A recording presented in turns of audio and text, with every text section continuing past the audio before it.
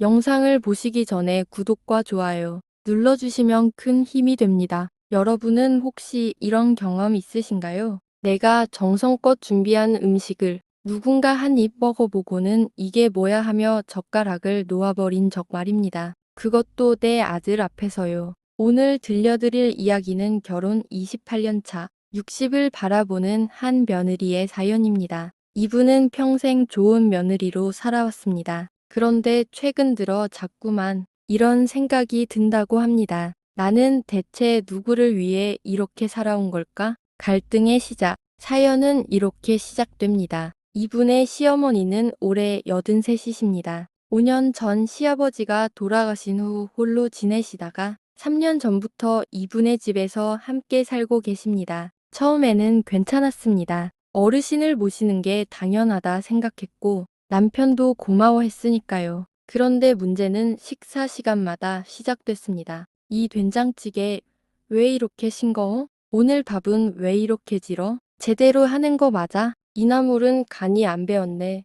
먹을 수가 있어야지. 처음에는 그냥 웃으며 넘겼습니다. 입맛이 까다로우신가 보다. 연세가 있으시니 이해해야지 하면서요. 그래서 다음번에는 더 신경 써서 준비했습니다. 간도 조금 더 맞추고 시어머니가 좋아하시는 반찬도 따로 만들었습니다. 반복되는 갈등. 하지만 결과는 똑같았습니다. 이건 너무 짜, 건강에 안 좋아. 이 고기는 질겨서 못 먹겠네. 옛날에는 이런 음식 안 먹었는데 매 끼니마다 뭔가 한마디씩 하셨습니다. 그러면서 늘 이런 말을 덧붙이셨어요. 내가 해줄까? 내가 해야 제대로 된 음식이 나오는데 그 말을 들을 때마다 마음 한구석이 무너지는 것 같았습니다. 이분은 남편과 자식들을 위해 30년 가까이 매일같이 부엌에 섰던 사람입니다. 큰아들이 좋아하는 갈비찜, 둘째 딸이 좋아하는 잡채,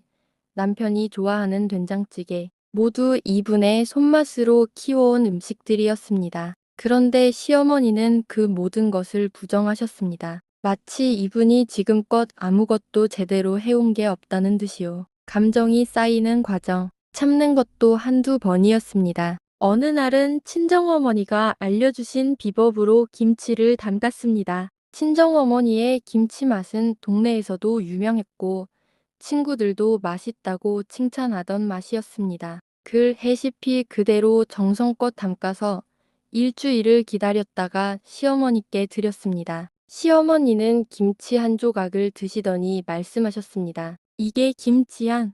요즘 젊은 사람들은 이런 걸 김치라고 먹나? 그리고는 자기가 담근 김치를 먹겠다면 행장고 김치통을 모두 자기 방으로 가져가셨습니다. 그날 이분은 남편에게 말했습니다. 여보, 어머니가 자꾸 이러시면 저도 힘들어요. 남편은 한숨을 쉬며 대답했습니다. 그냥 좀 참아. 연세도 많으시고 혼자 계셔서 외로우신 거야. 그래도 이건 어머니 입장도 생각해봐.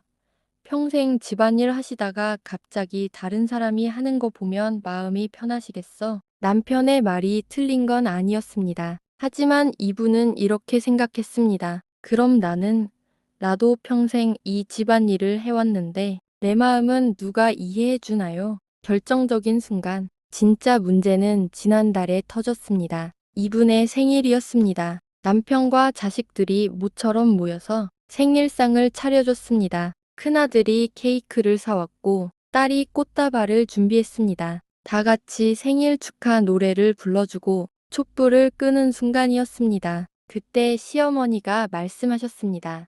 생일이라고 이렇게 야단법석을 떨어? 나는 생일에도 밥 해먹고 설거지했는데 요즘 며느리들은 참 편하게 사네. 나는 생일에도 시어머니 수발 들었는데 순간 식탁이 조용해졌습니다. 이분은 그냥 웃으면 엉기려고 했습니다. 그런데 시어머니의 다음 말이 결정타였습니다. 애들아, 너희 엄마 생일이라고 좋아하는데 할머니한테 물어봐라. 너희 엄마가 그동안 얼마나 음식을 못하는지. 할머니가 안 계시면 너희들 제대로 된 밥도 못 먹었을 거야. 그 순간 이분의 눈에서 눈물이 흘러내렸습니다. 억지로 참으려고 해도 눈물이 멈추지 않았습니다. 큰아들이 당황하며 말했습니다. 할머니, 그게 무슨 말씀이세요? 엄마 음식이 최고인데요. 딸도 거들었습니다. 저는 엄마가 해주신 음식이 세상에서 제일 맛있어요. 하지만 시어머니는 코웃음을 치셨습니다.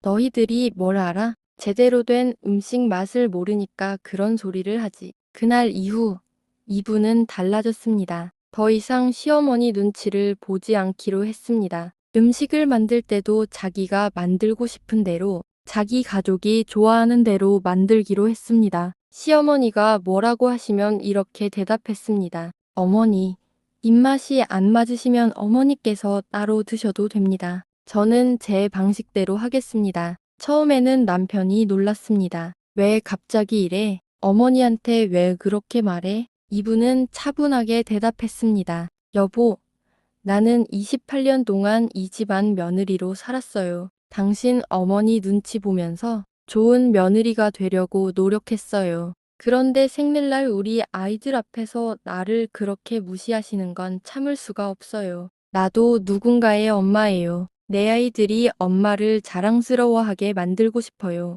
남편은 한동안 아무 말도 하지 못했습니다. 그리고 며칠 후 남편이 시어머니와 긴 대화를 나눴다고 합니다. 그 이후로 시어머니의 태도가 조금씩 달라졌습니다. 여전히 불편한 부분은 있지만 예전처럼 노골적으로 음식을 평가하지는 않으십니다. 이분은 지금도 매일 부엌에 섭니다. 하지만 예전과는 다릅니다. 이제는 시어머니를 위해서가 아니라 자기 자신과 가족을 위해 음식을 만듭니다. 그리고 가끔 이렇게 생각합니다. 좋은 며느리가 되는 것도 중요하지만 나 자신을 잃어버리면 안 되는 거였구나. 여러분은 어떻게 생각하시나요? 며느리로 산다는 것, 시어머니를 모신다는 것, 정답은 없을지도 모릅니다. 하지만 분명한 건 서로의 마음을 이해하려는 노력 없이는 함께 사는 것이 참 어렵다는 것입니다. 오늘 사연은 여기까지입니다. 시청해 주셔서 감사합니다.